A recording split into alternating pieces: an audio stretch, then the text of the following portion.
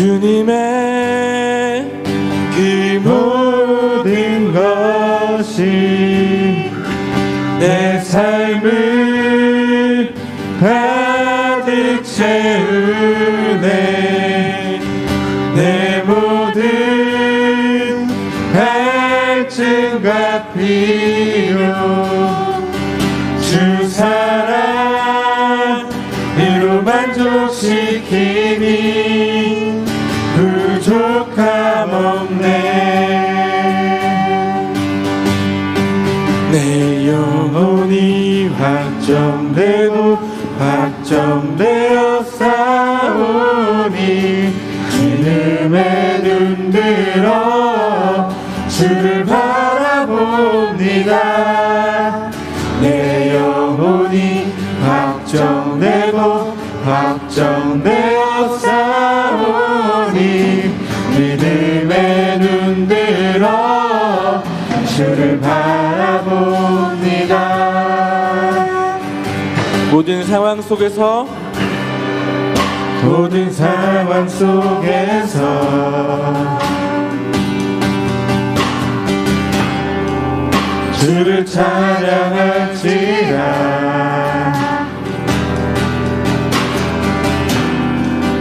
주는 너의 큰 상급 큰 도움이시라. 주의 얼굴 구할 때 주의 얼굴 구할 때 주의 영을 부사 주의 영을 부사 크신 사랑 안에서 크신 사랑 안에서 주를 보게 하소서. 주를 보게 하소서.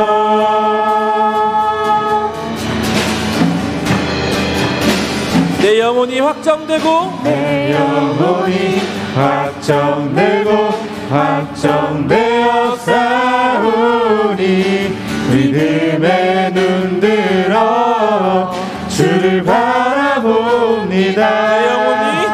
내 영혼이 확정되고 확정되어 싸우니 믿음에 눈들어 주를 바라봅니다. 다시 처음부터 찬양하겠습니다. 모든 상황 속에서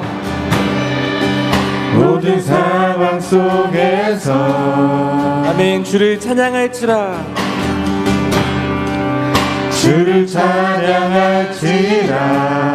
주는 너의 큰 상급 주는 너의 큰 상급 큰 도움이십니다. 큰 도움이시라. 내 영혼이 확정되고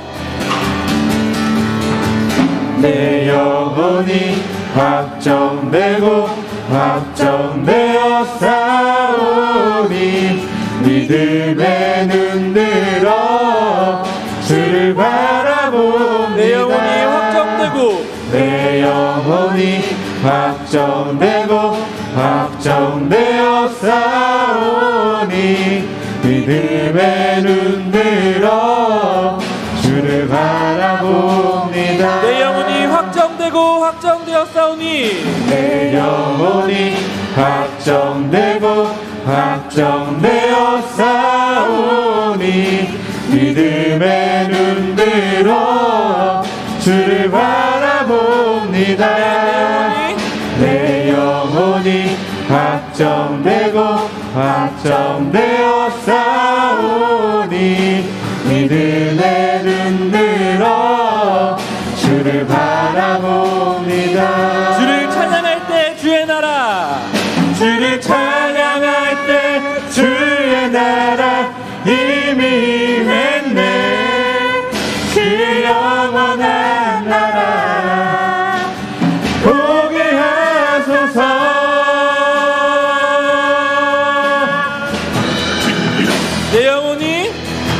내 영혼이 확정되고 확정되어 싸우니 믿음의 눈 들어 주를 바라봅니다. 내 영혼이 확정되고 확정되어 싸우니 믿음의 눈 들어 주를 바라봅니다. 다시 한번 고백하겠습니다. 내 영혼이 확정되고 확정되어 싸우니 내 영혼이 확정되고 확정되어 싸우니 믿음의 눈 들어 주를 바라봅니다. 내 영혼이 확정되고 내 영혼이 확정되고 확정되어 싸우니 믿음의 눈 들어 주를 바라봅니다. 어린 양 찬양하리 어린 양 찬양하리 내 평생 그 하나로 충분해요. 어린 양 찬양하리 어린 양 찬양하리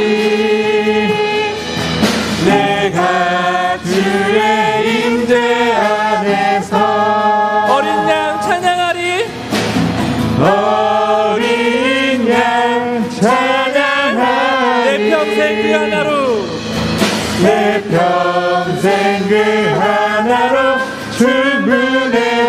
아멘. 어린 양 찬양하리 어린 양 찬양하리 내가 주의 임재 우리 마지막으로 고백하겠습니다. 어린 양 찬양하리 어린 양 찬양하리 내 평생 그 하나로 충분합니다. 내 평생 그 하나로 충분해요. 아멘. 어린 양 찬양하리 어린 양 찬양하리 내가 주의 임재 안에서 이 시간 함께 기도로 다시 한번 주님께 나아가는 이 예배 자리를 준비하기 원합니다. 이 시간 함께 기도할 때 이 예배의 자리 가운데 주님이 임하여 주셔서 우리 한 사람 한 사람이 이 말씀을 통해서 우리의 삶이 변화되고 우리의 생명이 다시 한번 살아나는 시간 될 수 있도록 이 예배의 시간을 두고 함께 기도하겠습니다. 기도하겠습니다.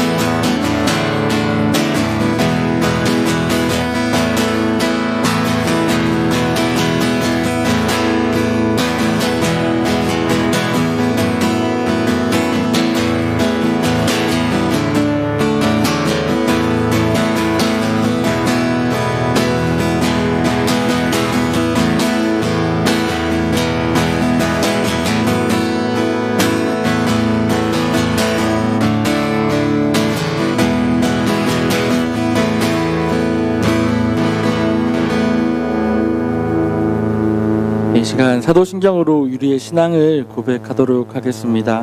나는 전능하신 아버지 하나님 천지의 창조주를 믿습니다.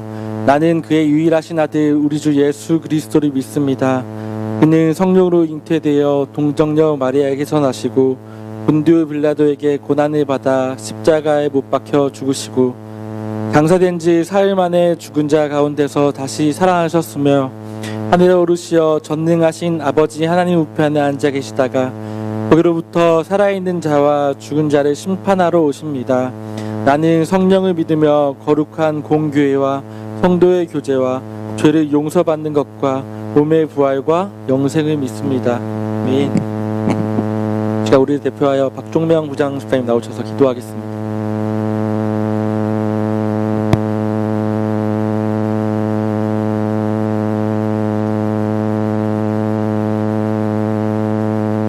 다 같이 기도드리겠습니다. 사랑의 하나님 아버지, 사랑하는 주님의 청년들이 함께 모여 찬양하며 예배드릴 수 있게 하심에 감사드립니다. 하지만 지난 우리의 삶 가운데 주님의 자연됨을 잊고 나쁜 은행, 시기 질투의 삶을 살았음을 고백합니다. 이 시간 성령께서 함께 하시어 세상에서 방황하고 있는 저희를 주님의 지극한 사랑과 한량하는 은혜로 살펴주시고 복된 날 이곳에 인도하셔서 찬송과 영광과 경배를 올리게 하여 주심에 감사드립니다. 오늘 예배는 종교개혁 기념주일로 드립니다. 1517년 500년 전 루트를 통해 타락한 시대 속에서 진리의 빛을 비춰주심에 감사드립니다. 우리의 청년들이 오직 성령, 오직 믿음, 오직 은혜, 오직 그리스도, 오직 하나님의 영광을 위하여 종교개혁의 정신을 이어가고 솔선수범하고 장래의 교회와 이 나라의 기둥이로 성장하기를 기도합니다. 2021년도 2개월 남짓 남았습니다. 우리가 과연 최선을 다해 살아왔는지 우리 스스로 우리의 삶을 되돌아보게 하시고 처음 각오하고 계획했던 일들을 다 잘 실행했는지를 기억하게 하여 주시옵소서. 때로는 해이해지고 때로는 나태해질 때도 많았지만 그럼에도 하나님께서 인도하셔서 무사히 잘 지내도록 하심에 감사합니다. 남겨진 시간 동안 하나님의 선하신 삶을 살아가게 하시고 아름다운 열매를 맺는 삶 살도록 인도하여 주시옵소서. 청년들을 위하여 기도합니다. 점점 시간이 지날수록 청년의 때에 주님을 떠나고 있는 청년들이 많습니다. 주님, 이 나라의 청년들을 기억하시고 주님 앞에서 바르고 정직하게 살아가게 하여 주시옵소서. 취업과 학업의 어려움을 해결해 주시고 주님 안에서 성숙한 믿음의 사람들로 자라나게 하여 주시옵소서. 시절을 쫓아 열매를 맺는 나무처럼 날로 성숙하고 믿음으로 자라나는 삶 되게 하여 주시옵소서. 지금 이 예배를 드리는 청년들 모두 주님의 끈을 절대 놓치지 않고 끝까지 주님께 자신을 올릴 수 있는 귀한 청년들 되게 하여 주시옵소서. 오늘 예배 말씀으로 새로운 은혜 부어주실 하나님을 기대합니다. 예배를 통해 모든 청년들이 힘있게 일어나게 하시고 항상 주님의 진리를 통해 우리의 영혼이 살아나게 하여 주시옵소서. 오늘 오직 성령으로 구약 성경 만나보기라는 제목으로 말씀 전하실 부산 장신대 김정욱 목사님께 말씀의 능력 충만하게 하시고 살아있는 말씀을 힘있게 증거하게 하여 주시옵소서. 이 예배를 성령께서 인도하여 주시옵고 거룩하신 하나님 아버지 홀로 영광 받아 주시옵소서. 이 모든 말씀 우리 주 예수 그리스도의 이름으로 기도드립니다. 아멘.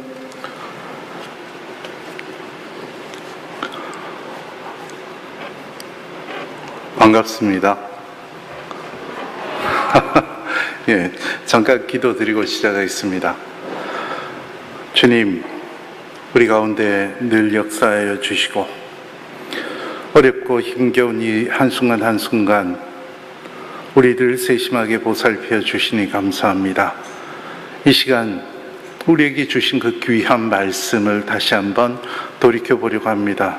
주님의 성령께서 우리 가운데 계시어서 깨닫는 은총을 더하여 주시옵소서. 모든 것을 주님께 맡겨오며 예수님의 이름으로 기도하옵나이다. 아멘. 저는 부산장신대학교에서 구약 성경을 공부하면서 가르치고 있는 김정훈 목사라고 합니다. 거성교회 청년부 여러분 만나 뵙게 돼서 반갑습니다. 오늘 제가 아무래도 그 특강을 해야 되기 때문에 벗어나도 되는지 모르겠는데 이 박스에서 벗어나서 저도 좀 보고 해야 되기 때문에 괜찮겠습니까? 예. 마이크가 켜져 있는데.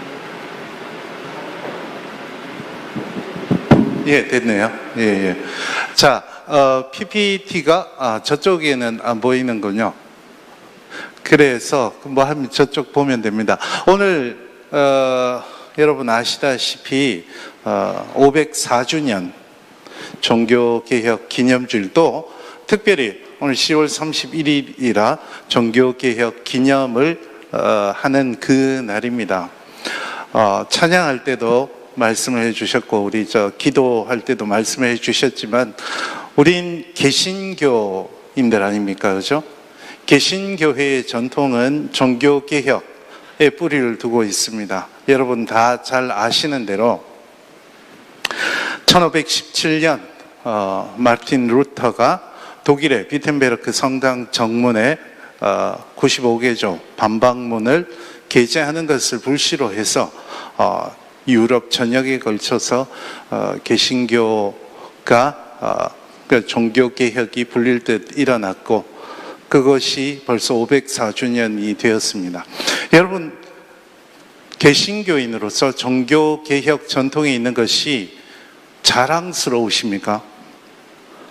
정말 자랑스러운 일입니다. 물론 말씀해 주셨지만 오직 믿음으로 오직 은총으로 우리가 어떤 공덕이나 행위가 아니라 하나님을 믿는 믿음으로 주님의 은총으로 구원에 이른다는 것, 그것을 고백하는 것 정말 귀중한 우리 개신교회의 전통입니다.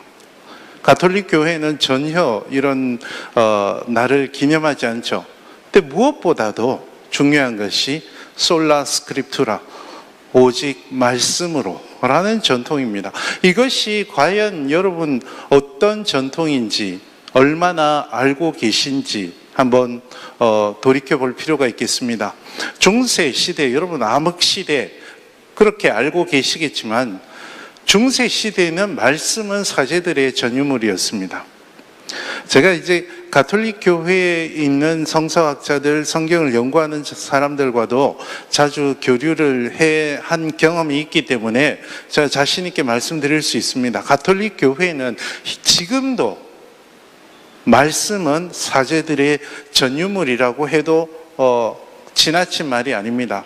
특히 루터가 종교개혁을, 물론 이제 95개조 반박문은 대부분 면죄부 면죄부 판매죠. 그리고 고해성사, 사제들의 권한과 부패에 대해서 지적하는 내용들이었지만 이 당시 중세 교회에서는 성경은 원어도 아니고요, 라틴어로 번역된 성경을 사제들이 중얼거리는 것을 들을 수밖에 없었습니다. 그래서 평신도들은 말씀에 접근할 길이 그림을 보는 것, 사제들이 이야기해 주는 단편, 이것 말고는 접근할 길이 별로 없었는데 종교개혁의 가장 중요한 그리고 귀중한 업적 중에 하나가 하나님의 말씀을 누구나 자유롭게, 이게 성경을 번역하다가 순교한 종교개혁자들도 많습니다. 누구나 자유롭게 그리고 자국어로 읽고 묵상할 수 있다는 것, 또 그것을 우리가 504주년 동안 기념할 수 있다는 것, 이건 정말 자랑스러운 일입니다.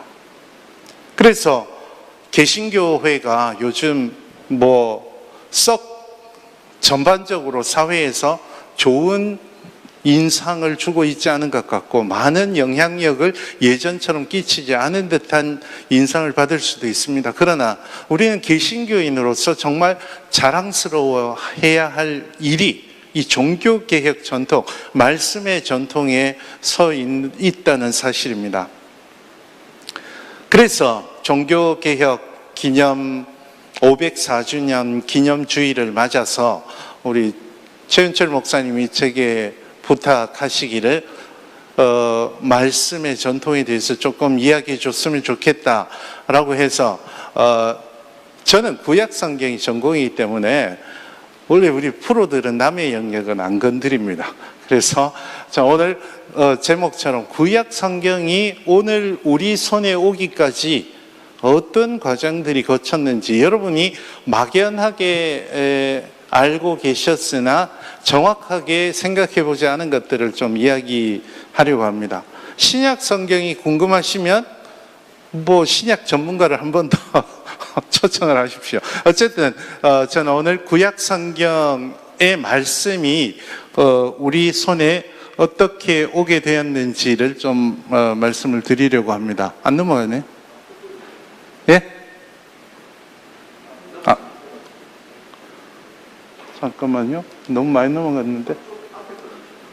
예. 오케이. 제가 이제 연구소장으로 있는 우리 말씀 연구소에서는 이 코로나19 팬데믹이 시작하면서 예배를 여러분도 지금 다 전체가 다 대면으로 못 드리지 않습니까? 그래서 이런저런 이유로 대면 예배를 못 드리는 분들을 위해서 지금 거의 1년 가까이 매주 온라인 예배를 제작해서 주일날 예배 드릴 수 있는 분들에게 예배 드릴 수 있도록 제공하고 있습니다. 예배를 제공한다니까 이상한데, 그 이야기를 말씀을 드리는 이유가 지난주에 제가 녹화한 설교에서 제 신앙을 되돌아보는 설교를 해서, 제가 어렸을 때 저희 아버지도 목사님이십니다. 지금은 돌아가셨지만 어렸을 때 어떤 것이 내 신앙의 기본이 되었을까 계속 생각해 봤더니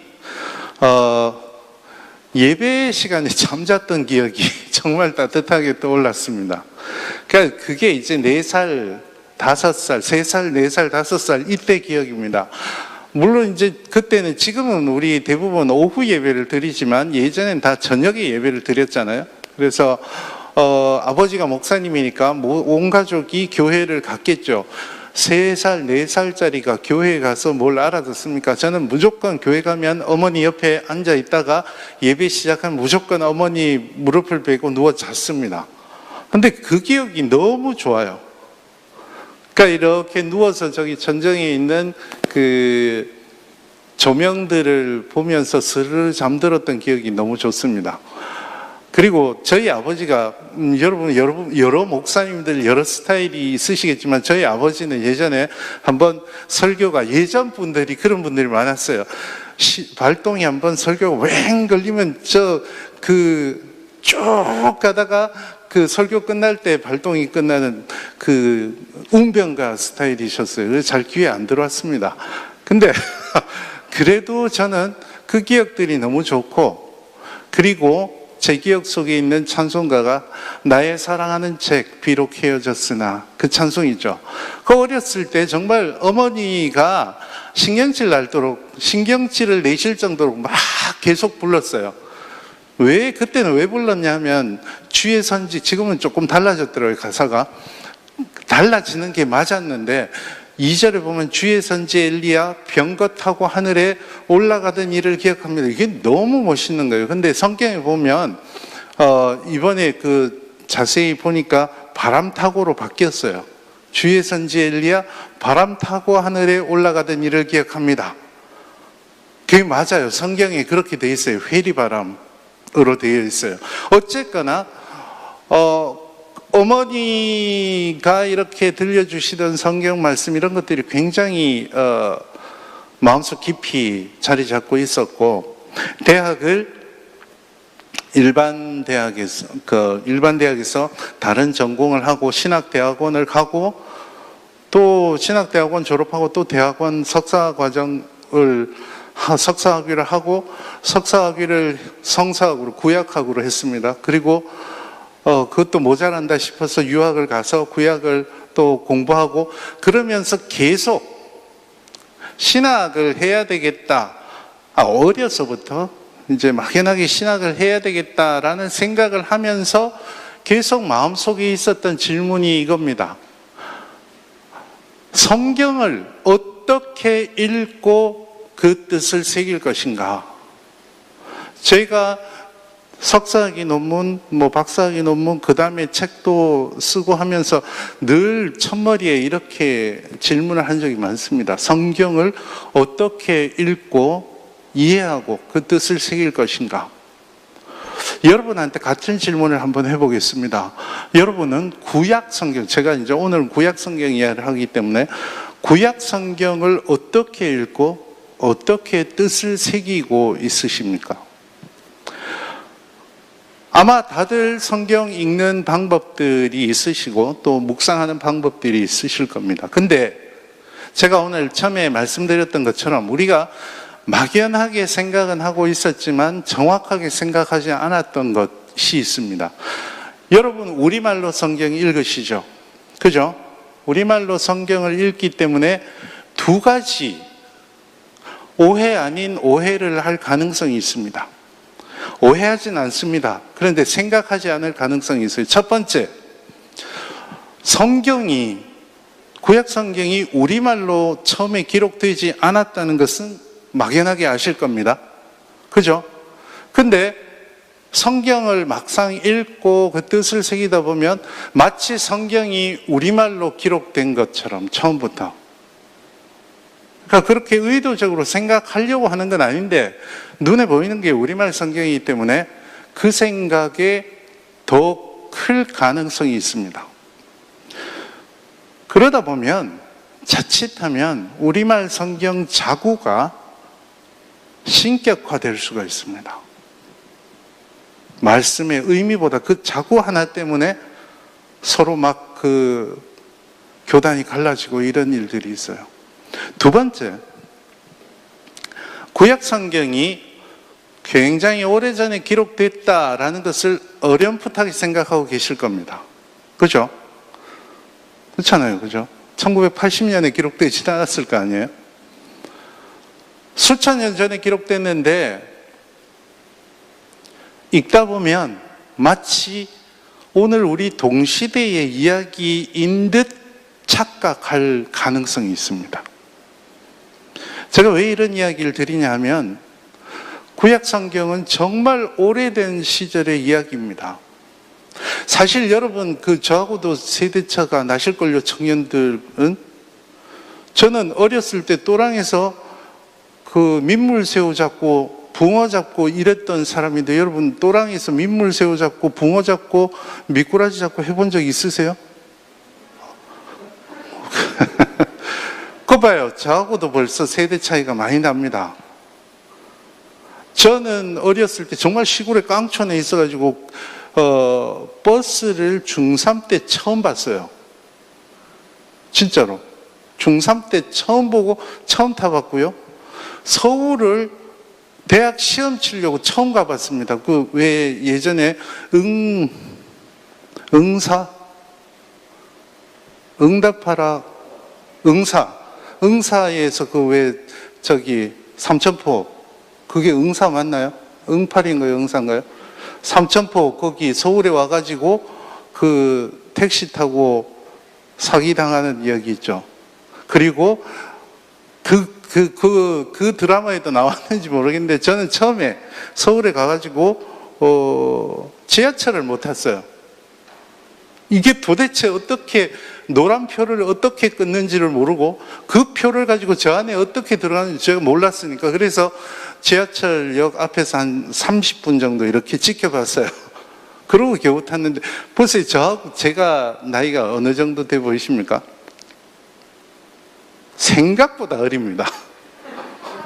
여러분이 보시는 것만큼은 그렇게 그렇진 않아요. 여러분하고 저하고 그렇게 차이가 숫자상으로 많이 안 날 수 있어요. 그런데도 벌써 차이가 나잖아요. 제가 막 이야기하면 무슨 이야기인지 못 알아듣는 이야기도 많을 겁니다. 그런데요, 구약 성경은 지금부터 100년도 아니고 200년도 아니고 1000년도 아니고 2000년도 아니고 3000년 전 우리나라는 고조선 시대입니다. 구약 성경에 보면 신석기 시대 이야기도 나와요. 모르셨죠? 여호수아가 요단강을 건너기 전에 할례를 했죠. 그죠? 그러니까 이스라엘 백성들 할례를 했잖아요. 할례를 할 때 무슨 칼로 했는지 아세요?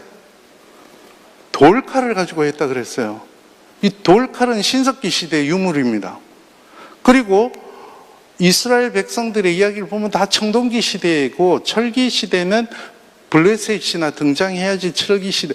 이게 어느 호랑이 담배 피던 시절 아닙니까? 그런데 그 시절의 일을 기록해 놓은 것을 지금 우리가 어떻게 다 그대로 직관적으로 이해합니까? 그래서 여러분, 새빨간 거짓말을 판별하는 방법 중에 하나가 나는 구약 성경 다 통달했다. 이건 진짜 새빨간 거짓말입니다. 공부 안 하고 구약 성경의 내용을 다 이해한다는 건 그건 거짓말이고, 공부해도 모르는 것들이 천지입니다.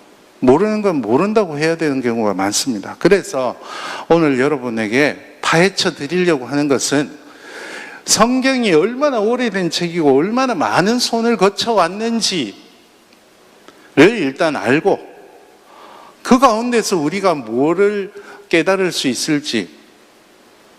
저 위에 계신 분이 목사님인가요? 혹시 시간이 좀 느슨해졌다 그러면 한번 손을 들어주세요. 그러면 제가 빨리 가겠습니다. 이게 넘어갔다 안 넘어갔다 하네요. 자, 이게 무슨 장면 같으세요? 그렇게 볼 수도 있겠네요. 제가 의도했던 건 그건 아닌데 혹시 제가 의도했던 대답을 하실 수 있는 분이 있을까요? 그렇죠. 그렇다고 합시다. 홍해에서 모세가 지금 홍해 앞에서 이렇게 탁 홍해를 가르는 장면, 뭐 하여튼 거기도 이야기할 건 많은데 일단 그 장면을 생각해 봅시다. 그 장면이 출애굽기 14장에 기록되어 있잖아요. 그걸 언제 기록했을까요? 누가는 굉장히 복잡한 이야기라 접어두고 언제, 저때 옆에서 이렇게 누가 판을 들고 다니면서 기록했을까요? 여러분, 우리가 보는 구약 성경은 구약 성경이 이야기하는 사건이 있습니다. 그죠? 구약 출애굽기가 이야기하는 홍해의 사건이 있습니다. 홍해의 사건, 그것을 그때 당시에 우리가 보는 글자로 바로 기록했을까? 아닐 겁니다. 지금 3, 4천 년 전에는 많은 것들이, 구약 성경이 다 그렇다는 건 아닙니다. 처음부터 글자로 기록된 것들이 많습니다. 그런데 많은 것들이 구두 전승을 통해서 전해졌을 거라고 생각할 수 있어요.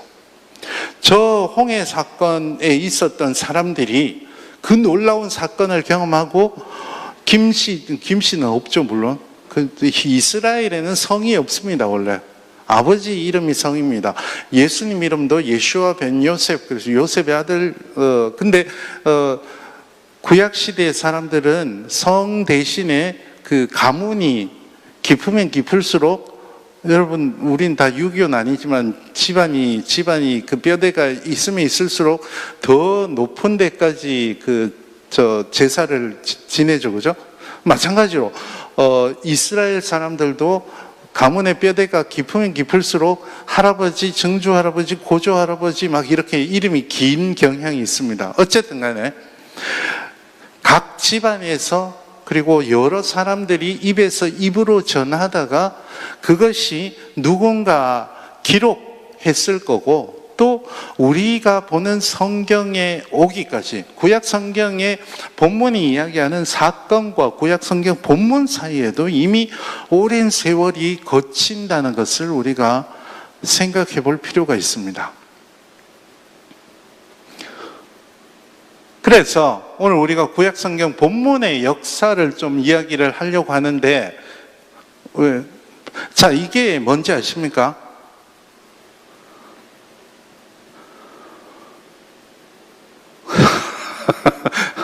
제가 저런 거 공부하고 있습니다. 저게 구약 성경이 저런 언어로 기록이 되어 있습니다. 저게 히브리어입니다. 히브리어는 우리는 왼쪽에서 오른쪽으로 쓰잖아요. 히브리어는 오른쪽에서 왼쪽으로 써갑니다. 그래서 여기 이 뭐지? 제가 뭘 한 걸까요? 아까 거기 다시 보내주실 수 있나요? 제가 오케이. 저기 보면, 저기 위에 보면, 이게 제 레이저 포인터인 줄 알았더니 그거 눌렀더니 없어져 버렸네요. 제일 윗줄에 보면 바예히 아하레 모트 모셰 에베드 아도나이 뭐 이렇게 써 있어요. 그게 뭐냐면 여호와의 종 모세가 죽은 뒤의 일이다 라는 뜻이에요. 저런 글자로 기록이 되어 있고요. 기도하게 되네. 넘겨주실래요? 뒤에서. 이게 저게 이제 히브리어 알파벳입니다. 왼쪽에서부터 저런 글자로 기록이 되어 있습니다. 여러분, 구약 성경은 우리말이 아니고요, 저런 언어로 기록이 되어 있어요. 언어가 다르면 사상도 다르고 표현하는 방법도 다릅니다. 여러분, 배고플 때 우리는 어떤 그 비유를 쓰죠? 배고프다. 저 배고파서 막 환장하겠다 할 때 배고프다 말고, 네? 배 꺼질라 그런다고요? 뭐라고요? 배가죽이 등가죽에 붙는다 뭐 이런 이야기 하잖아요. 그죠? 저는 경험 못 해보고. 근데 히브리어로는요, 이가 깨끗하다는 표현을 씁니다. 구약 성경에 나옵니다. 생각해보면 이해가 되죠? 이는 왜 더러워집니까? 음식물 때문에 더러워지잖아요. 음식물이 안 들어가면 더러워질 일이 없어요. 미가서로 기억하는데, 아모스인지 미가인지 너희 이가 깨끗해지리라는 표현이 있어요. 그러니까 이가 깨끗, 너희가 치아 건강이 좋아질 것이다, 이런 표현이 아니고, 그래서 다른 언어로 기록됐기 때문에 우리가 쓰지 않는 표현도 있고 우리가 생각하지 않는 여러 가지 것들이 있습니다. 그러면 여러분, 하나 여쭤볼게요. 넘겨주실래요? 자, 더 넘기면 안 됩니다. 큰일 납니다. 답이 나서. 우리가 읽는 구약 성경은 언제 필사된 본문을 보고 있을까요? 제가 하나만 넘겼어요. 그 다음에 답이 있어요. 사지선다로 알려드리겠습니다. 하나만 넘겨주실래요? 오케이. 자, 문제를 낼게요. 1번, 기원전 1000년 필사본이다. 구약 성경이니까. 2번, 기원전 500년일 것이다. 3번, 기원 후 500년일 것이다. 4번, 기원 후 1000년 필사본일 것이다. 여러분, 구약 성경을 보잖아요. 이것이 언제적 필사본일 것 같으세요? 기원 후 500년요? 그래서 되나? 구약 성경이 기원 후 500년 필사본 몇 번? 원래 이런 질문은 답은 몇 번이죠? 대부분 4번입니다. 여러분, 우리가 읽는 구약 성경이 있잖아요. 하나님이 태초에 천지를 창조하시느라부터 해서 말라기까지 이 본문의 바탕을 이루는 필사본은 기원 후 정확하게 1008년. 기원 후 1008년이면 언제 필사본이죠? 고려시대입니다. 구약 성경의 이야기를 전하는 것을 왜 구약 성경, 구약 시대의 필사본을 안 하고 고려 시대의 필사본을 우리가 읽고 있을까요? 딱 생각해 보면 답이 나옵니다. 왜 그럴까요? 그 이전에 게 없습니다. 충격적이지 않으세요? 자, 우리가 성경으로 삼으려면 창세기부터 말라기까지 한 글자도 빼놓지 않고 다 있어야지 삼을 거 아니에요. 그죠? 창세기부터 말라기까지 다 있는 필사본 중에 제일 오래된 걸 찾아봤더니 1008년에 필사된 거예요. 알아서 넘겨주시네. 그게 저겁니다. 저것도 레닌그라드 코덱스라고 이야기하는데 그것도 19세기 말에 발견이 됐어요. 그 이전에는 15세기, 16세기 랍비들이 필사한 필사본을 보고 있었는데 왜 그러냐 하면 유대 전통에는요, 필사본을, 저게 이제 동물 가죽이거든요. 양피지, 동물 가죽이기 때문에 동물 가죽은 한 200년 정도 계속 쓰면 종이도 그렇지만 해집니다. 해지면 그냥 고이 모셔두면 좋은데 땅에 묻어버리거나 불태우는 습관이 있었어요. 그래서 고대 필사본이 안 남아 있습니다. 물론 이제 1008년 필사본이라고 해서 그때 갑자기 생기고 이런 건 아니죠. 그러나 레닌그라드 코덱스인데, 레닌그라드는 이제 상트페테르부르크죠. 그 레닌이 공산주의 혁명을 일으키고 상트페테르부르크를 자기 이름을 따서, 그라드가 도시라는 뜻이잖아요. 레닌그라드라고 바꾸면서 거기 레닌그라드 왕실 도서관에서 우연히 발견이 됐습니다. 19세기 말에. 거기 보면 모세, 이름이 모세였던 것 같아요. 이 필사문도. 이분이 언제 필사했다라는 이야기를 적어놨어요, 마지막에. 그래서 그 연도를 봤더니 기원 후 1008년인데, 한번 보시면 이제 표지가 이렇고, 제가 몇 장을 생략을 하고, 창세기 첫 부분이 저렇게 되게 아름다운 필사본입니다. 근데 우리가 보는 구약 성경은 저 필사본을 가지고 편집을 한 겁니다. 그러면 질문이 혹시 있으시면 좋은데, 질문 없으세요? 내가 무슨 질문을 바랄까를 생각해보고 그 질문을 해주면 제가 굉장히 기분이 좋습니다. 질문 있으세요? 그 이전의 건 그럼 하나도 없습니까? 질문 생기죠? 있어요. 질문. 예. 이렇게 알아서 내 진도에 맞춰서 넘길 사람은 최윤철 목사님밖에 없어요. 제가 봤을 방송실에 최윤철 목사님이 있어요. 맞죠? 예.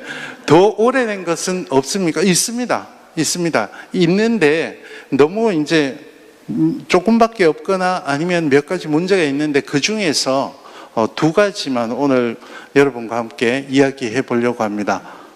자, 70인역이라는 게 있습니다. 여러분 70인역이라는 거 들어보신 적 있나요? 네? 좋습니다. 못 들어보면 더 좋죠. 제가 할 말이 많으니까. 자, 제가 독일에서 유학을 했어요. 독일에서 유학을 했는데 제 아들이 4살 때 유학을 갔습니다. 그리고 둘째는 15개월 때 유학을 갔어요. 유학을 가서 한 6년 정도 유학을 하고 왔는데 이 친구들 6년 뒤에 한국말 하나도 못했습니다.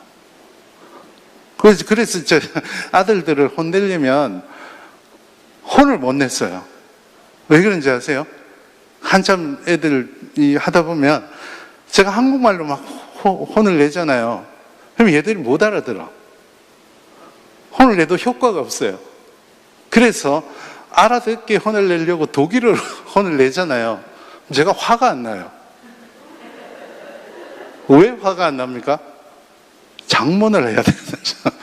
장문을 막 하다 보면 화가 안 나. 그래서 혼을 못 냈어요. 6년이란 세월도 한 언어를 잊어버리기에 충분한 세월인데, 여러분, 이스라엘 백성들이 70년 동안 바벨론 포로로 끌려갔다 왔죠.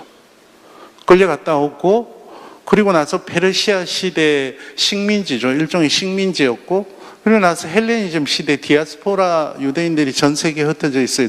특히 이집트에 많이 있었어요. 이분들이 히브리어를 알까요, 모를까요? 느헤미야 8장에 보면 느헤미야가 포로에서 돌아온 백성들을 데리고 수문학 광장에 모여서 에스라가 율법을 읽습니다. 오전 내내 멀뚱멀뚱 보고 있었어요, 이분들이. 그래서 점심 먹고 조별 성경 공부를 해서 랍비들이 조별로 들어가서 그걸 이 사람들이 쓰던 아람어로 번역을 해줬어요. 그제서야 막 울고불고 난리가 났어요. 그러니까 오전에 한마디도 못 알아들었다는 이야기입니다. 그래서 헬레니즘 시대에 이게 도저히 안 되겠다 싶어서 헬레니즘 시대의 언어가 그리스어입니다. 그리스어로 번역했던 성경이 70인역입니다. 70인역 이야기를 잠깐만 해드리겠습니다. 넘어가 볼까요? 예, 70인역을 전하는 기원을 전하는 것 중에 중요한 게 아리스테아스 편지라는 것이 있는데, 혹시 70인역 기원에 대해서 제가 이야기하는 말씀을 들으면 이거 어디서 들어봤는데 라는 게 있을 겁니다. 뭐 각자 다른 방에서 번역했는데 나중에 맞춰보니까 똑같더라, 이런 이야기 들어보셨죠? 예? 예. 기분 좋다.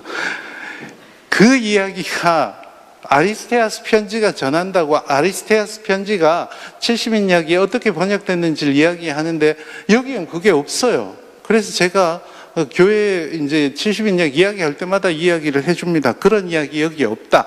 여기는 어떤 이야기가 있냐면, 아리스테아스 편지는 아리스테아스라는 사람이 필로크라테스라는 사람에게 보낸 편지인데, 이게 말이 편지지 322단락이고 한 6, 70페이지가 됩니다. 6, 70페이지라 굉장히 장황하고 현학적인 글이고 기원전 2세기에 유대교를 변증하기 위해서 기원전 3세기에 유대교 율법이 번역된 이야기를 하고 있는 글입니다. 그래서 이 아리스테아스의 편지는 크게 보면 토라가 어떻게 번역됐느냐 하고 유대교를 변호하는 이야기 두 가지가 있는데, 번역 동기는 이때의 파라오였던 필라델포스가 알렉산드리아에 도서관을 짓습니다. 그리고 전 세계에 있는 책들을 모으기 시작하는데 이때 그 도서관 사서가 데메트리오스라는 도서관 사서가 있는데 유대인의 율법도 우리 도서관에 소장해 놓으면 좋겠습니다라고 건의를 합니다.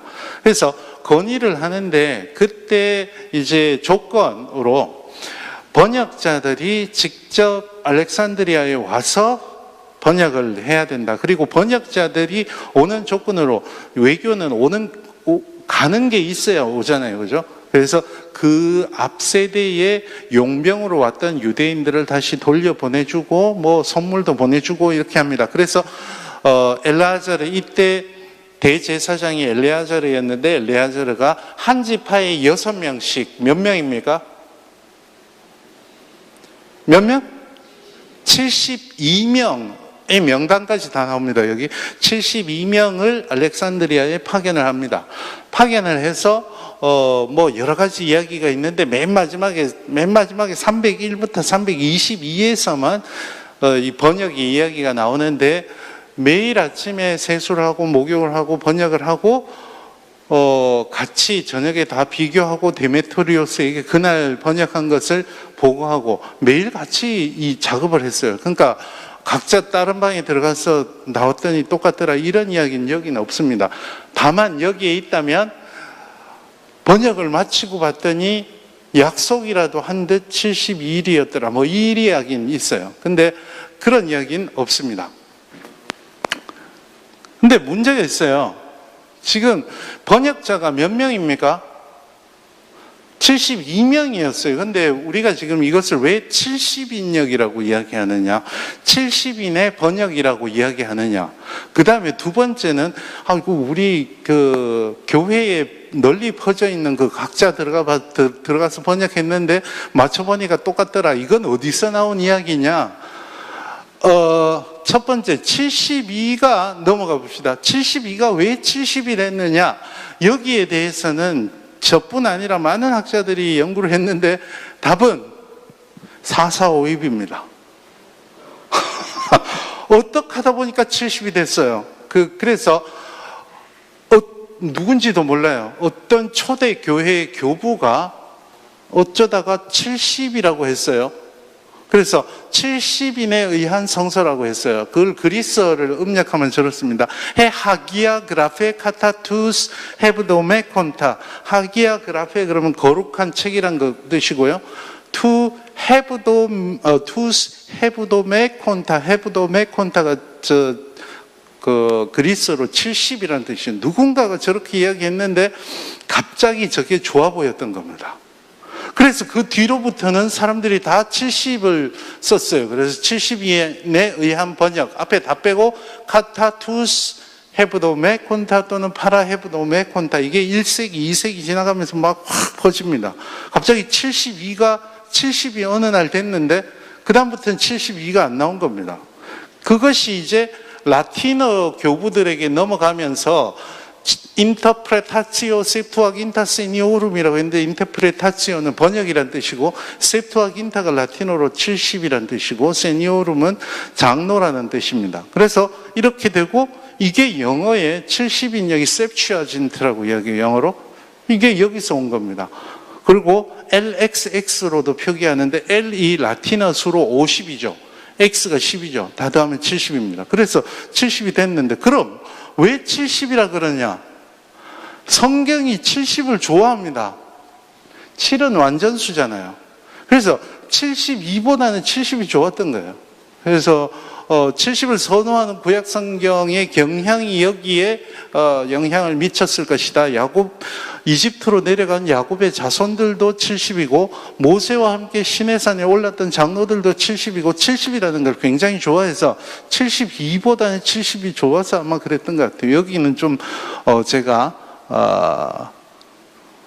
더 이상 드릴 말씀은 없습니다. 넘어가 봅시다.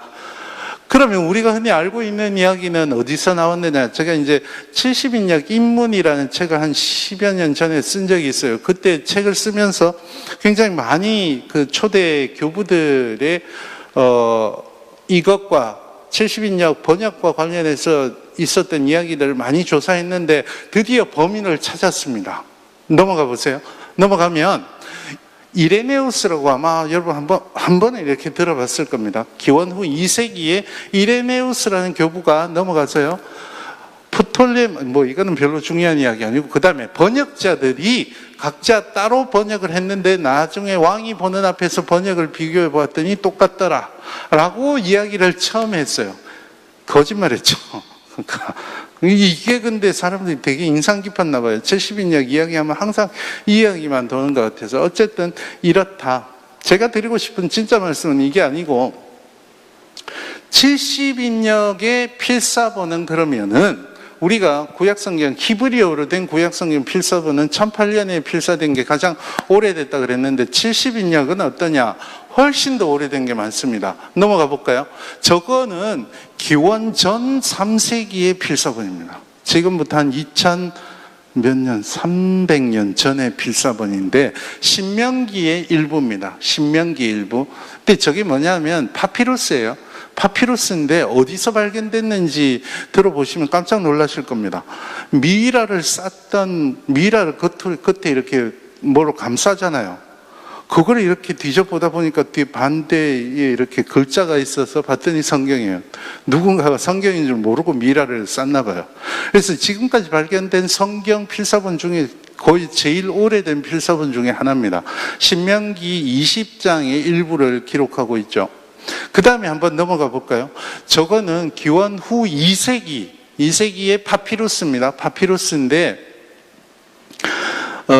이 파피루스에는 에스겔서와 다니엘과 에스더 이 세 권이 기록이 되어 있습니다. 정말 아름다운 글씨체로 기록이 되어 있고 그 굉장히 오래된 필사본, 기원 후 2세기, 그러니까 지금부터 한 거의 2000년 가까이 된 필사본이죠.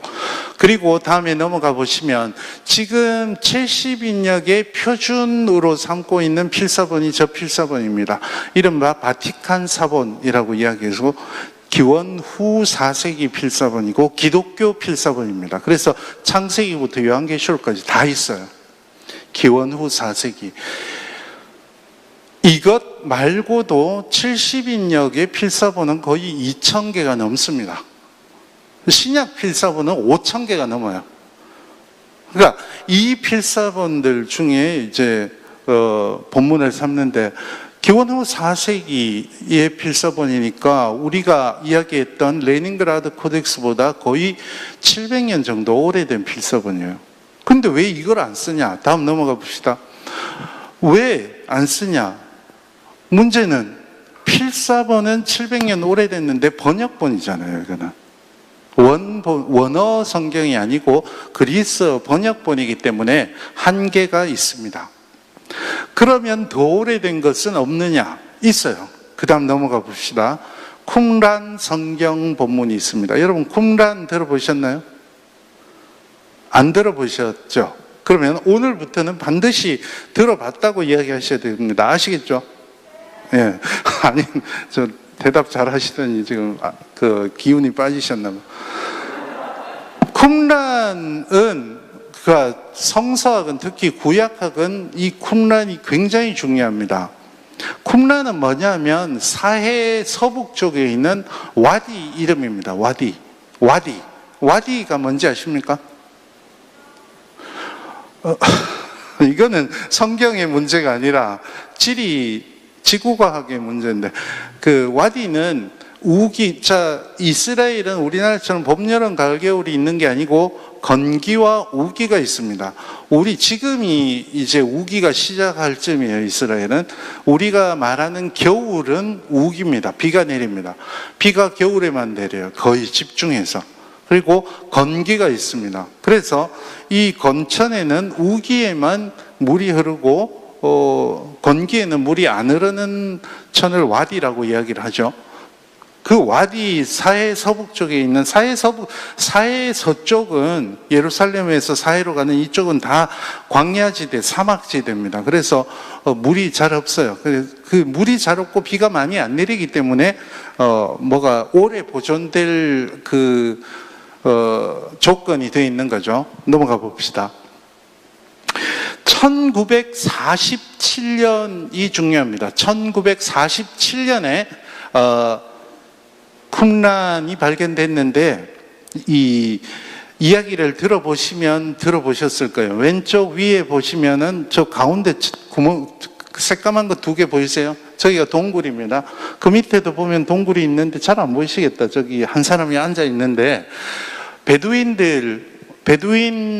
목동 2명이 염소를 잃어버렸어요. 그래서 염소를 찾아다니다가 이 쿰란 사해 서북쪽 와디 쿰란에 와서 저 동굴을 보고 들어가기는 무섭잖아요. 거기 뭐 늑대가 있을 수도 있고 그렇기 때문에 돌을 던졌더니 뭐 양오름 소리나 뭐 동물 소리를 기대했는데 쨍그랑하고 뭐가 깨졌다.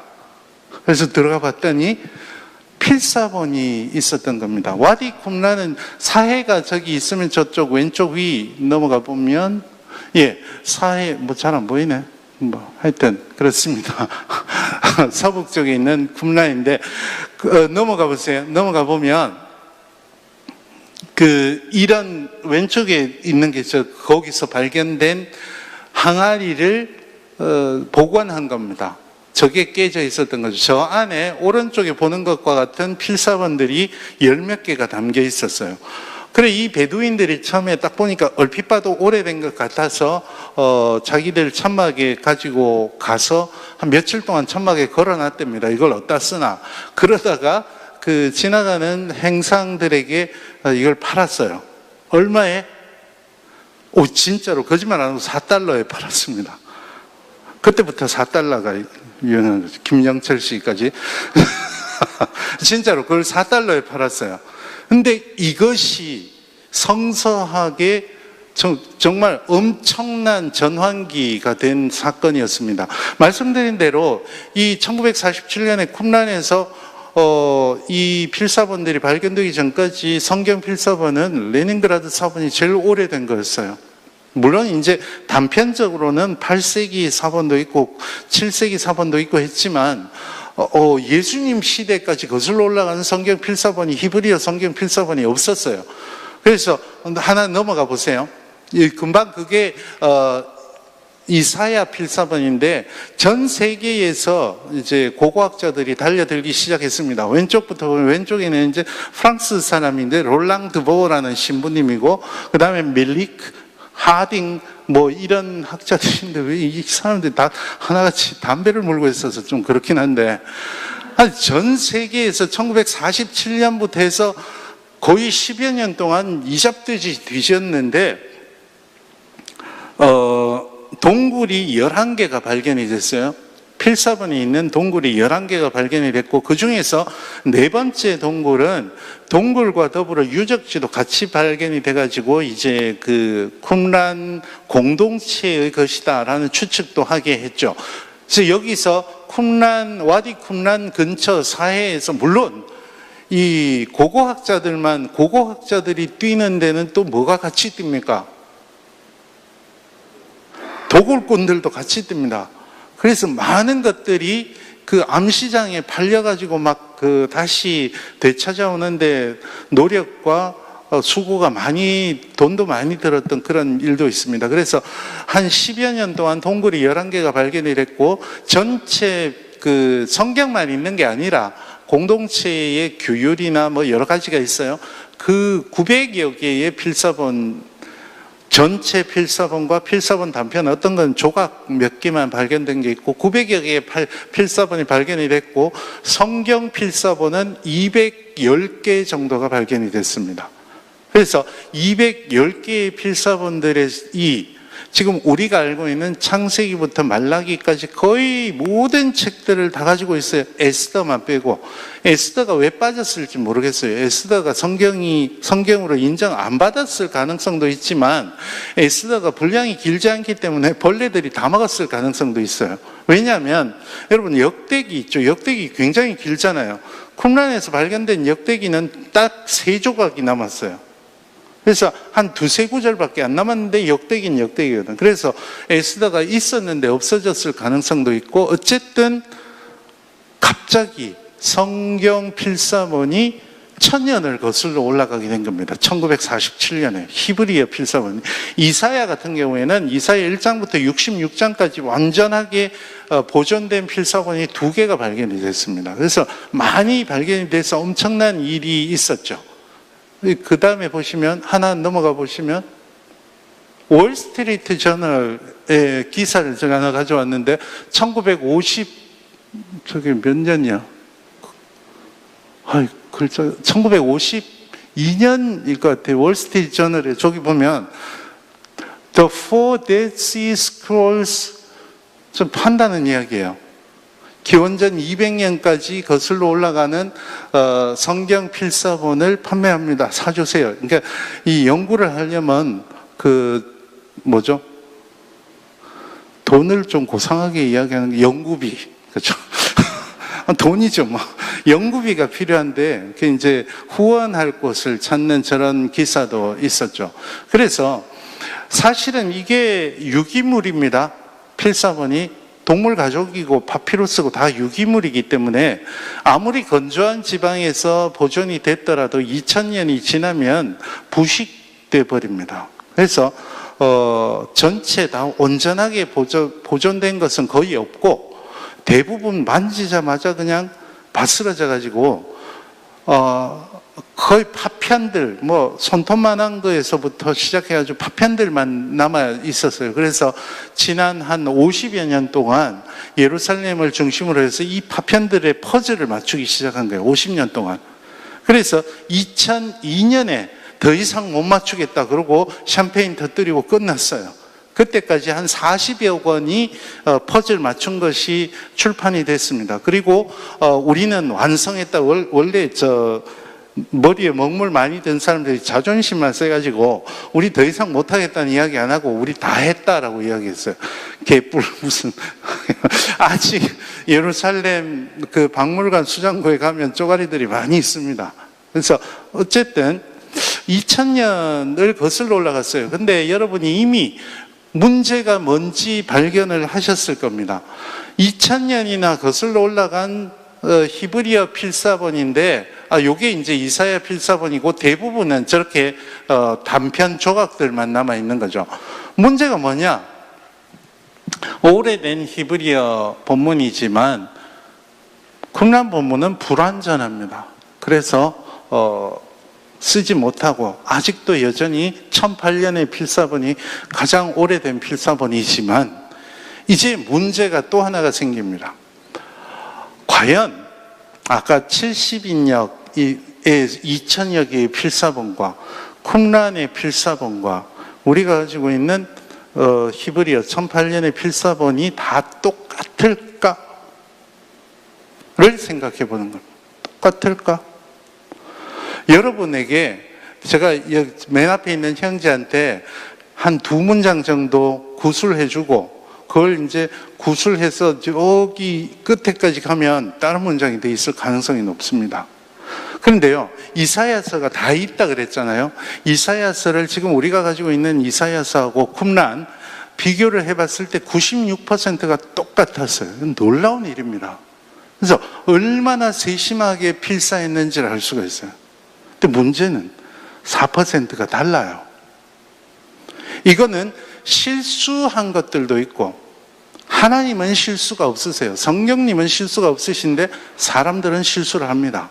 그래서 성경 필사하는 사람들도 실수가 많았어요.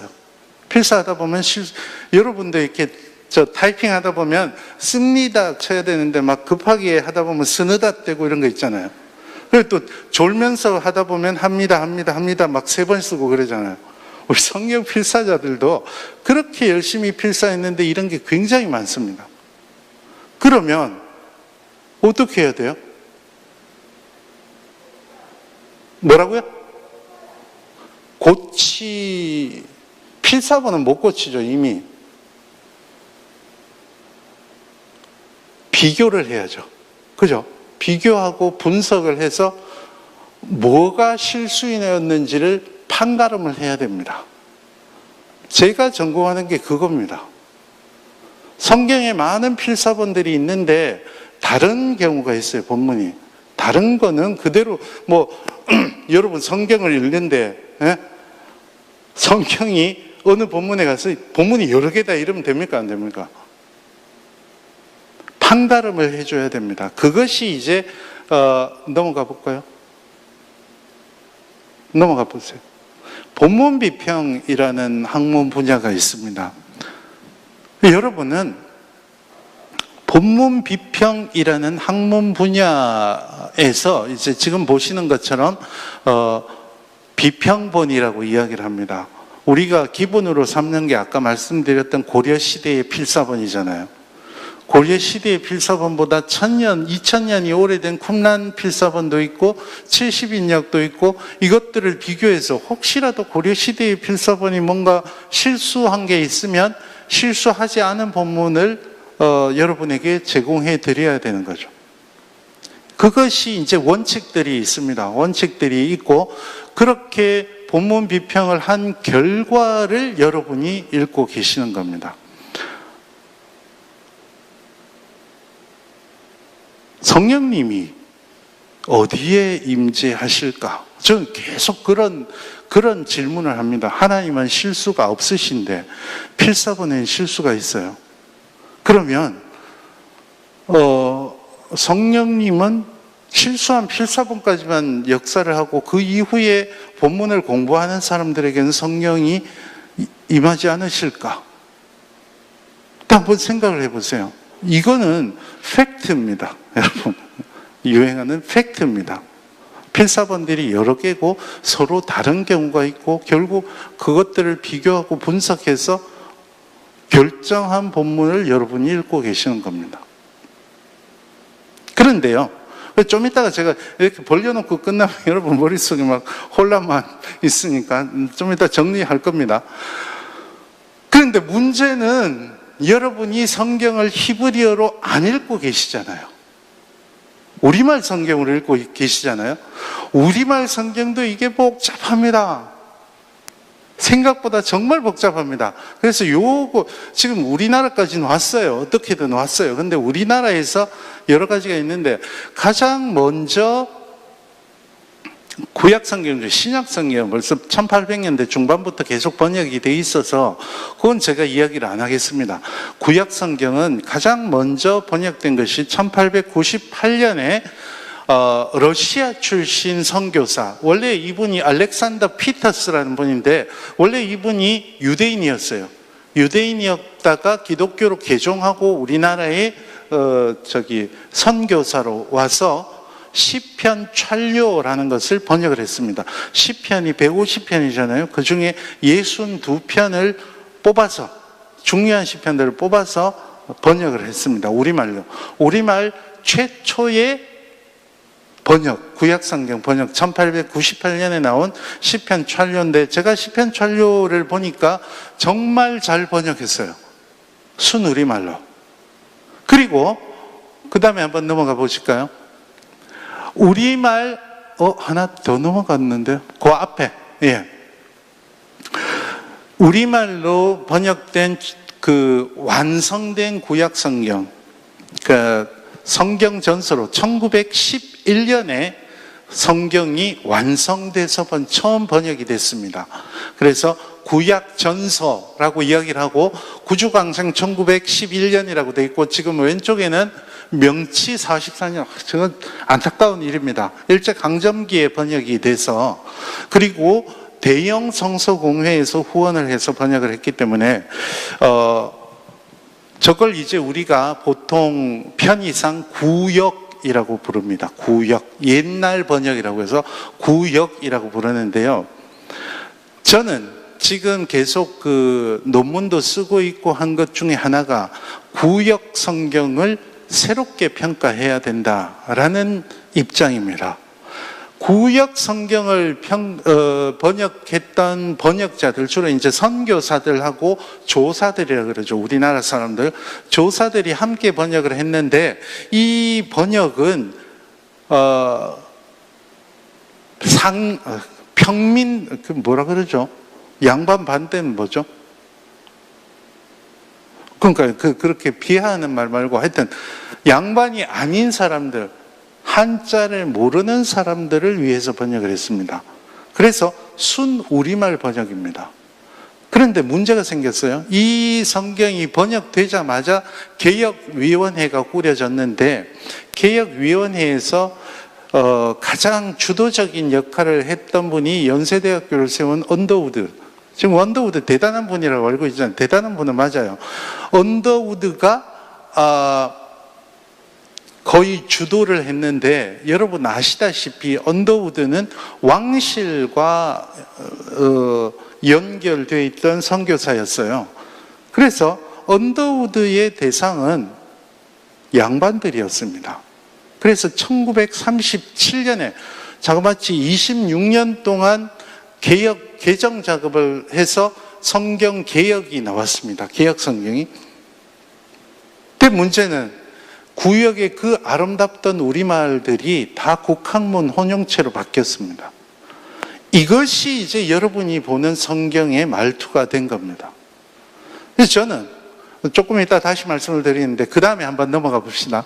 그 이후에 성경이 몇 가지가 더 있는데, 1956년에 개혁 성경이 아레아도 있고 그래요. 뭐 우리 지금 안 쓰는 겹닷소리 중에 시옷 기역 뭐 이런 거 안 쓰잖아요.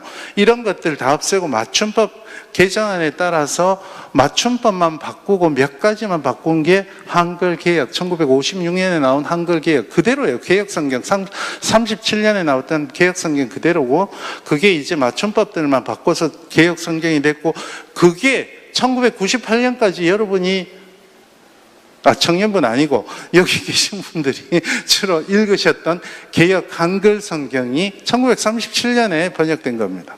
국한문 혼용체로. 그 다음에 1977년에 한번 가톨릭과 함께 번역했던 적이 있습니다. 2차 바티칸 공회. 왜냐하면 가톨릭은 제가 봐서 한 10분 정도면 끝나니까 조금만 더 기다리세요. 그래도 1시간이 안 지난 것 같아요. 2차 바티칸 가톨릭은 교황이 뭐라고 말하느냐에 따라서 정책이 바뀝니다. 2차 바티칸 공회에서 교황이 개신교 형제들하고 잘 지내라라고 결정을 했나 봐요. 그래서 갑자기 가톨릭 교회에서 개신교 형제들이여 성경을 같이 번역합시다 이렇게 된 겁니다.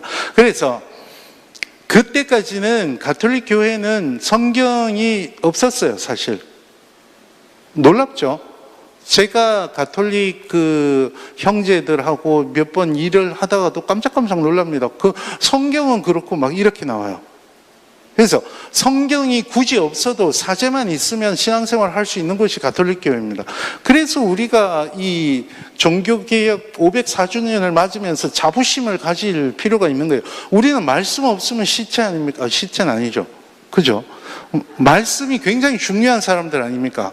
근데 어쨌든 간에 그때 처음으로 가톨릭 교회와 함께 번역한 것이 여러분이 많이 들어보셨던 공동 번역 성서입니다. 이거 개신교에서 안 썼죠? 안 쓰죠, 그죠? 안 쓴 이유가 딱 한 가지입니다. 공동 번역 성서에 여호와가 없습니다. 두 가지구나. 하나님도 없습니다. 이게 무슨 일이냐? 여호와가, 사실은 여호와도 신명 사문자라 그러는데 히브리어는 자음밖에 없습니다. 모음은 기원 후 10세기 무렵에 완성이 됐어요. 자꾸 잘못 읽으니까. 근데 내 이름을 망령되이 일컫지 말라는 십계명 때문에 여호와에 해당하는 자음을 안 읽었어요, 유대인들이. 그냥 거기 가서는 주여 그러고 지나갔단 말이에요. 수백 년 지나다 보니까 이거 원래 어떻게 읽었는지 모르게 됐어요. 19세기에 학자들이 막 시작을 해서 이게 원래 어떻게 읽었을까 그러고 막 재구성하다가 맨 처음에 여러분이 별로 안 좋아하시는 역사비평, 독일의 역사비평학자들이 일단 뭐 잠정적으로 뭐라도 해보자 해서 대신 읽었던 주님, 아도나이라고 읽어요. 아도나이의 모음을 이 자음에다 붙였어요. 붙여봤더니 여호와가 됐어. 그게 여호와가 된 이유입니다. 어쨌든 원래 읽기는 아니지만 대신 읽게 했던 아도나이의 모음을 여기다 붙여서 읽은 게 여호와고 그게 독일에서 만들어졌던 거예요. 그런데 이제 19세기 말 20세기 초에 학자들이 더 고대 문헌들을 연구하다 보니까 첫 번째 모음은 아인 것 같다, 두 번째 모음은 에인 것 같다 라고 해서 야훼라는 가상의 읽기를 재구성해냈습니다. 공동번역성서에서 그것을 적용한 겁니다. 그런데 개신교는 이미 여호와가 신명으로 굳어져 있는 상태예요. 신명을 바꾸지 않습니다. 종교에서. 그죠? 그래서 안 씁니다. 하느님도 제가 이거 할 이야기가 많은데 시간이 많지 않으니까 짧게 할게요. 제가 연구한 결과 하나님과 하느님은 똑같은 뜻입니다. 여러분, 하나님 무슨 뜻으로 알고 계세요? 하나님 무슨 뜻입니까? 한 분이시, 유일하신 분 이렇게 알고 있죠. 이거 누가 만든 건지 아세요? 아까 그분 언더우드가 만든 이야기입니다. 문헌을 찾아봤더니 언더우드가 우리말을 잘 못하잖아요. 그래서 하나님은 수 하나에 님을 붙인 겁니다 이래가지고 된 거예요. 근데요, 이게 평안도에서 원래 성경이 가장 먼저 번역이 됐거든요. 그때 아레아로 하늘을 하날로 썼습니다. 아레아스는 하날. 그 유비가 아들을 평안도에서 번역한 성경은 아레아를 쓴 아달로 썼어요. 그게 이제 넘어오면서 나중에 아까 아레아가 없어지면서 아레아가 다 아로 바뀌면서 하나님이 된 겁니다. 그러니까 하나님도 하늘에 계신 분이라는 뜻이에요. 하느님은 경기도 쪽 방언이었어요. 결국 하나님, 하느님 같은 뜻인데 언더우드 씨께서 중간에 끼는 바람에 이 개신교와 가톨릭이 넘을 수 없는, 전 세계에서 가앗을 두고 개신교와 가톨릭이 갈라져 있는 데는 우리나라밖에 없습니다. 이거를 누가 포기하겠어요? 우리가 하나님을 포기하겠어요? 가톨릭이 하느님을 포기하겠어요? 안 됩니다. 이거 주님이 오셔도 안 될 것 같아요. 어쨌든 가톨릭은 하느님이라 그러고 우리는 하나님이라 그러는데 그 시점이 저 공동번역 성서였습니다. 그리고 그 중간에 세번역이, 표준 세번역이 한번 제가 쓰지도 않았어요. 표준 세번역이 나온 적이 있습니다. 여러분 기억하시죠? 2001년에 마지막으로 개정되고 그 다음에는 개정이 안 됐는데, 표준 세번역을 개신교에서 야심차게 새 시대 젊은이들을 위해서 번역을 했습니다. 근데 교회에서 안 썼어요. 왜 그런지 아세요? 여기도 여호와가 없습니다. 왜 없냐? 제가 아까 말씀드렸죠. 그 여호와에 해당하는 자음을 유대인들이 안 읽었어요. 뭐라고 읽었다 그랬습니까? 주님 하고 읽었어요. 공세 번역에서 주님이라고 해버렸어요. 여호와를. 그러니 개신교회에서 읽을 리가 있습니까? 그래서 저 세번역도 사장이 됐죠. 그래서 그래 해서 이제 개정을 한 것이 1998년에 개역 개정이 처음 나왔습니다. 신약, 구약 합쳐서 7만 군데를 고쳤어요. 근데 여러분 얼핏 보면 하나도 모를걸요? 예를 하나 들어볼게요. 연세가 있으신 분들께 시편 1편 1절을 외시라고 말씀드리면 이렇게 외실 겁니다. 복 있는 자는이라고 했나요? 복 있는 사람은 악인의 꾀를 좇지 않으며, 그렇게 돼 있죠. 개역 개정에 뭐라고 돼 있냐면 복 있는 사람은 악인들의 꾀를 좇지 않으며, 여러분 보세요 한번. 죄인들의 길에 서지 않으며 오만한 자 들의 자리에 앉지 아니하고 들이 더 들어갔습니다. 왜냐하면 히브리어 원문에 복 있는 사람은 단수로 되어 있고 나머지는 다 복수로 되어 있기 때문에 들을 더 붙인 거, 뭐 이런 식으로 고쳐놔서 잘 눈치를 못 챕니다. 그런데 제가 그러니까 루터 성경 같은 경우에는 1500년대에 번역이 됐잖아요. 그리고 지금까지 30여 해 이상 개정이 됐는데 우리는 딸랑 2번밖에 개정을 안 했잖아요. 개역 개정의 아쉬운 점들을 제가 계속 그 논문으로 토로하고 있어요. 왜냐하면 개역 개정을 개정할 때 10년 정도에 걸쳐서 개정을 했는데 여러 사람들이 하다 보니까 원칙도 다르고 서로 비교하지 않아서 한계들이 있어요. 그래서 제가 물론 이제 제가 그렇게 주장했다고 그랬다고 저는 믿고 싶은데, 그러니까 대한성서공회 이제 저 일을 제가 자주 하는데 그 성서공회 번역실장님한테도 몇 번 이야기해서 그렇다고 저는 믿고는 있는데 그렇진 않을 수도 있고 하여튼 뭐 여러분 판단하세요. 올해 정말 반가운 소식이 들려왔습니다. 그러니까 그 사이에 차세대 번역이라는 프로젝트가 시작했어요. 근데 저는 그거 교회에서 수용 안 될 거라고 봅니다. 왜냐하면 개신교회에서는 벌써 그 개역 성경의 말투가 정경으로 굳어 있기 때문에 이 말투를 바꾸는 것은 불가능합니다. 바꿀 필요도 없고 이 말투가 가지는 가치도 있거든요. 저는 굉장히 소중하다고 봐요. 그런데 그 필사본도 오류가 있었잖아요. 성경 필사본도. 개역 개정에도 아쉬운 점들, 제가 지금 되게 조심스럽게 이야기하고 있죠. 우리가 성경을 보고 있기 때문에 아쉬운 점들이 많습니다. 이걸 개정해 줘야 되는데 올해 여름에 대한성서공회에서 개역 개정 재개정 결의를 했습니다. 저는 그거 정말 잘한 결정이라고 봐요. 그래서 아마 여러분 10여 년 내로 개역 개정을 다시 재개정한 것을 여러분이 읽으실 수 있을 겁니다. 그때는 지금 좀 아쉬운 점들이 다시 보강이 되고 이것이 저 같은 성사학자들이 할 일입니다. 여러분이 성경을, 하나님의 말씀을 올바르게 읽으실 수 있도록 해주는 역할을 하는 사람들. 교회에서 사람들마다 직분들이 다 다르죠. 하는 일들이 다 다릅니다.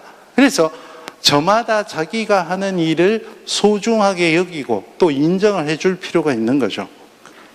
그리고 2005년에 가톨릭 교회에서 공동 번역 성서는 너무 의역을 했습니다. 그래서 본문에서 무지하게 멀어졌어요. 그래서 수십 년에 걸쳐서 이 가톨릭 교회의 특징은 하다 죽는 겁니다. 그래서 저 가톨릭 교회 2005년에 가톨릭 성서가 번역이 됐는데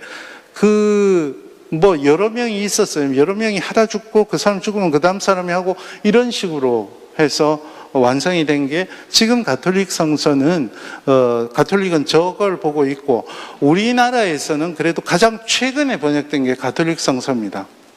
그래서 개역 개정이 재개정된다면 그게 더 최신이 될 거라고 봅니다.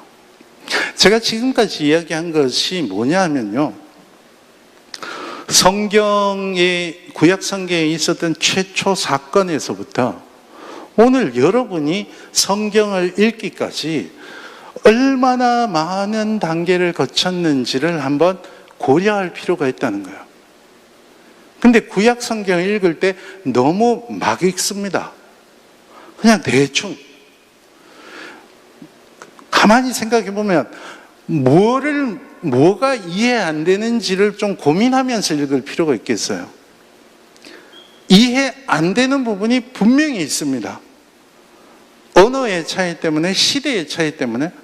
그래서 이걸 인정하고 모르는 것은 서로 묻고 공부하고 이래야지 하나님의 말씀을 제대로 이해할 수 있지 않을까 하는 생각을 종교개혁 504주년을 지나면서 그런 생각을 해봅니다. 제가 마지막으로 정리를 하겠습니다.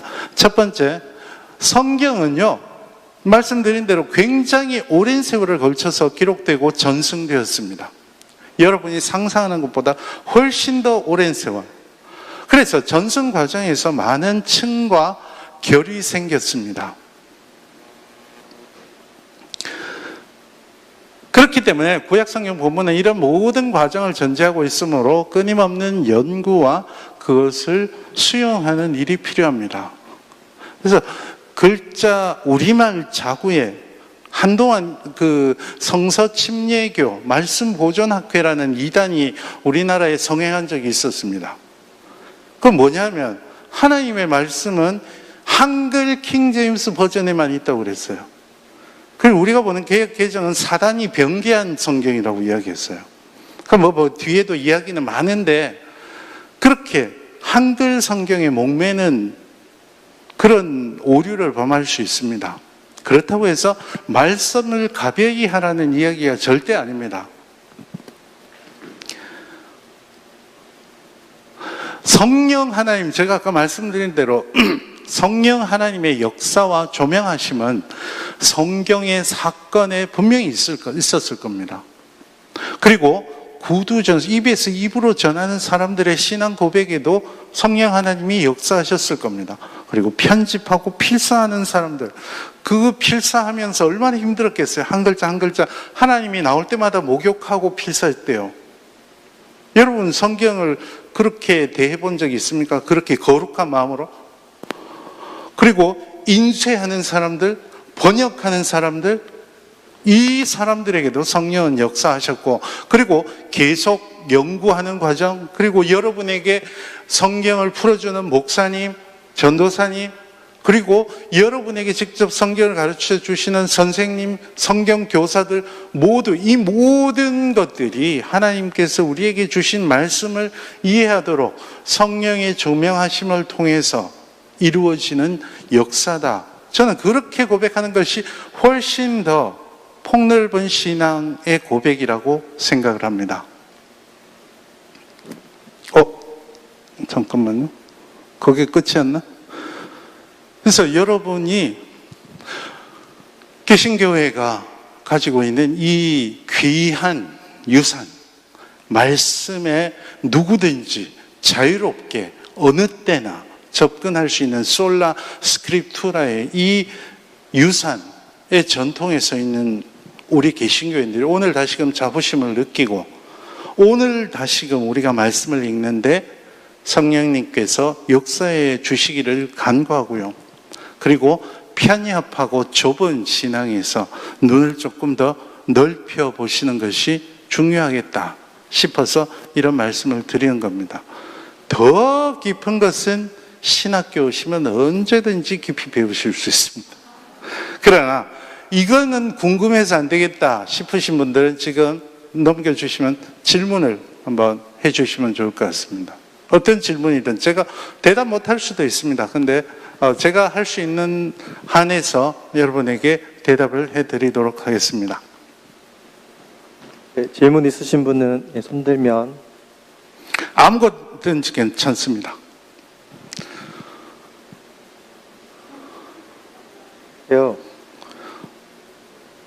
뒤돌아서서 딴 이야기 하지 마시고 지금 질문하시면 됩니다. 목사님, 예. 앞으로 돌아가가지고요, 언더우드에서 네네. 성경을 번역하기 전에 예. 국민들을 위한 그 성경 내용이 있지 않았습니까? 그거를 좀 더 발전시켜가지고 저희들한테 좀 와닿을 수 있는 그런 성경 쪽으로 번역을 연구를 좀 하실 그런 의향을 얻고 있습니다. 제가 아까 살짝 그냥 언급하고 지나갔는데, 제가 지금 이제 본격적으로 논문을 쓰려고 합니다. 구역의 재평가에 대해서. 전 구역이 참 잘된 번역이라고 생각을 합니다. 그래서 사실 우리 젊은 사람들은 한문 세대 아닙니다. 저도 아닙니다. 저도 젊으니까요. 한문 세대가 아니기 때문에 지금 우리 성경이 대부분 다 많이 고쳤어요. 많이 고쳤는데도 여전히 한문체가 남아있는데, 저한테 성서공회에서 반드시 도움을 요청할 거라고 굳게 믿고 있습니다. 왜냐하면 지난 몇 년 동안 성서공회에서 하는 성경 번역이나 이런 데 저도 같이 했기 때문에 저한테 기회가 주어진다면 반드시 그 한문체로 남아있는 것들을 구역, 금방 말씀하신 대로 구역을 참조하고 또 지금 우리가 쓰지 않는 말들이 있을 수 있거든요. 그래서 지금 우리가 쓰는 말로 개역 성경의 말투를 훼손하지 않는 범위 내에서 좀 더 이해하기 수월하도록 개정을 했으면 좋겠고, 저한테 기회가 주어지면 반드시 그렇게 할 겁니다. 잘 안 들리는데. 작업을 이제 하실 수 있다고 하시는데요. 네. 그러면 그 바탕이 되는 게 어느 나라 말, 그러니까 히브리어로 하십니까? 라틴어로 하십니까? 오케이. 아니면 영어로 하셨던 것을 번역을 하십니까? 네네. 구역은 사실 원어에서 번역하지는 않았습니다. 그때는 선교사들도 그랬고, 조사들은 당연하고, 선교사들도 원어에 접근할 수 있는 능력은 그렇게 뛰어나지 않았던 것 같습니다. 제가 조사하기로는 잉글리시 스탠다드 버전이라고 있어요. ESV라고 하는 거, 거기에 영향을 가장 많이 받았고요. 그리고 나서 번역된 것들이 있죠. 공동번역 성서, 그리고 개역 개정, 새번역, 그리고 가톨릭 성서, 이건 다 구약 성경은 히브리어 성경, 신약 성경은 그리스어 성경을 번역하는 겁니다. 신학을 하는 사람들은 그 언어는 기본적이고요. 성서학을 하는 사람들은 원어를 할 줄 모르면 성서학을 할 수가 없습니다. 그래서 그런 걱정은 안 하셔도 됩니다. 반드시 원어에서 번역을 하게 돼 있죠. 개정을 하더라도 원어를 바탕으로 개정을 하게 돼 있습니다. 또 질문을 청년들도 한번. 저기 뒤에 있습니다. 의무감에서 하는 건 아니죠? 아닙니다. 네. 성경을 이제 재평가하시고 새로 이제 번역을 하신다고 하셨는데, 그런 평가에 대한 기준 같은 게 있는지 궁금합니다. 평가의 기준. 네. 번역을 할 때는요, 번역은 사실은 굉장히 어려운 작업입니다. 여러분, 대학 다니시는 분들 레포트 쓸 때도 이렇게 외국어를 이렇게 인용을 하려 치면 늘 고민에 부닥치는 것이 원어를 살릴 것이냐, 우리말의 표현을, 아까 너희 이가 깨끗하게 될 것이다 라는 표현이 있다고, 저희 히브리어로는 너희 이가 깨끗하게 될 것이다 라고 돼 있어요.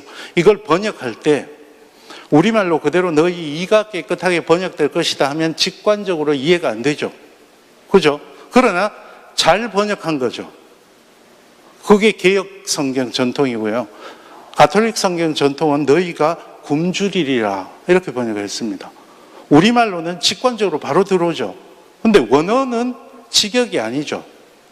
그래서 이 원칙은 사실은 개역 성경은 직역이 원칙입니다. 그러니까 번역은 그 전체 원칙이 있어요. 가톨릭 성경 같은 경우에는 히브리어 원어도 중요시하지만 공동번역의 전통도 중요시하기 때문에 우리말에서 이해가 잘 되도록 번역하는 원칙을 삼았단 말이에요. 새번역, 제가 말씀을 안 드렸는데 새번역은 정말 어정쩡합니다. 민영진 박사님이 새번역을 번역하고 번역 원칙을 이제 발표한 것 중에서도 직역이 더 좋다 싶으면 직역을 하고, 의역이 더 좋다 싶으면 의역을 하고, 필요하면 성경에 없는 말도 덧붙이고, 이게 진짜 원칙이었어요. 그래서 새번역은 정말 아픈 손가락입니다. 이게 직역도 아니고 의역도 아니고, 어떨 땐 직역했다가 어떨 땐 의역했다가, 이게 막 혼란스럽습니다. 그래서 원칙이 무엇이냐라고 했을 때, 개역 개정을 재개정한다 그러면은 직역의 원칙을 벗어나지는 않습니다. 그래서 그 성경마다 번역 원칙이 뭔지를 알고 읽으시면, 공동번역 성서 정말 잘 번역했습니다. 시편 같은 경우는 여러분 잘 아시는 문익환 목사님이 번역을 했어요. 그래서 정말 시답게 잘 번역을 하셨어요. 문익환 목사님 시인이잖아요. 그런데 원어하고 비교해 보면 이걸 이 본문을 이렇게, 이런 게 있어요. 그래서 여러분이 성경 저는 여러분이 성경 공부를 하실 때, 특히 구약 성경을 공부하실 때는 가능한, 원어는 못 보시잖아요, 지금. 그죠? 물론 보실 수 있습니다. 우리말씀연구소, 제가 우리말씀연구소 하는데 그 유튜브에 가보면요, 히브리어 문법 40강이 쫙 나와 있고 원장 강도 강의도 있고 하니까 할 수는 있지만 지금 당장 못 하니까 여러분이 하실 수 있는 거는 되도록이면 여러 가지 원칙에서 번역한 역본을 영어 성경 안 보셔도 돼요. 개역 성경, 세번역은 또 나름 또 그렇게 비교할 때는 쓸모가 있어요. 개역 성경, 세번역, 그리고 가톨릭 성경, 저건 여러분이 용어 이런 게 조금 낯설 겁니다. 용어가 달라서. 그래서 용어 음력하는 게 달라서 조금 낯설지만 가톨릭 성경도 보고, 공동번역 성서도 보고, 이렇게 현대어 성서 이런 거 뭐 공인되진 않았지만, 공인되었다는 것은 대한성서공회를 중심으로 해서 여러 교단에서 공인한 성경들이 있어요. 제가 말씀드린 것은 교단에서 공인한 성경들이고, 현대어 성경 뭐 이런 거 있잖아요. 그리고 또 뭐지? 뭐 그런 거 사사로이 번역한 성경들이 있어요. 여러 개를 비교해 보시면 이게 이런 뜻이구나. 주석 안 보셔도, 성경 번역만 여러 가지 보셔도 이게 무슨 뜻이구나 하는 것을 알 수 있는 경험을 제가 많이 했습니다. 또 질문이, 예, 가라네요. 이제 최은철 목사님. 네. 질문 없으시면 우리 수고해주신 김정 교수님에게 박수 드렸으면 좋겠습니다. 네. 여기 이제 목사님들은 아시겠지만 이게 뭐 몇 과목이 들어가 있는 거랑 마찬가지의 내용들이었는데 우리 너무 수고하고 잘 이렇게 알려주셔서 감사드리고, 혹시나 또 차후에 궁금한 게 있거나 또 관심이 있으시면 아까 말씀드린 유튜브 통해서나 아니면 거기에 뭐 댓글을 남겨주신다거나 하면 답변은 댓글에 제가 답을 잘 해드립니다. 네. 댓글이 많지 않기 때문에 정말 열심히 댓글에 답해드립니다. 그렇게 해서 또 지속적으로 교제하거나 접촉할 수 있었으면 좋겠습니다. 그러면 우리 좋은 강의해 주신 교수님께서 마지막으로 축도해 주시고 오늘 종교개혁 기념 예배 정예모 기념 예배를 마치도록 하겠습니다. 네, 기도하십시다. 주님, 종교개혁 504주년을 맞아서 솔라 스크립투라, 말씀의 전통 위에 있는 저희들이 다시금 주님의 말씀의 소중함을 되새겼습니다. 그 가운데 역사하시는 성령 하나님을 간구합니다. 주님께서 오늘 다시금 우리들에게 말씀을 깨닫고 주님의 무한하심을 깨달으면 이 세상을 살아갈 수 있는 능력으로 임재하여 주시옵소서. 주 예수 그리스도의 은혜와 하나님 아버지의 사랑하심과 성령님의 교제케 하심이 이 자리에 머리 숙인 주님의 사랑하시는 백성들과 그 삶 가운데 지금부터 영원토록 함께 하시기를 간절히 축원하옵나이다. 아멘.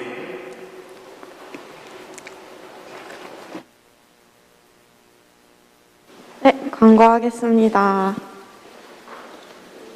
네, 11월 14일은 홈커밍 데이로 지킬 예정입니다. 그래서 주변 친구들한테 얘기도 해주시고 저희 게임이나 뭐 상품 이런 것도 많이 준비하고 있으니까요. 선물 많이 내주세요. 네, 11월 21일에 정기총회가 있을 예정입니다. 22년 신임원 선출을 위한 총회가 될 거고요. 모두 다 같이 기도로 준비하셨으면 좋겠습니다.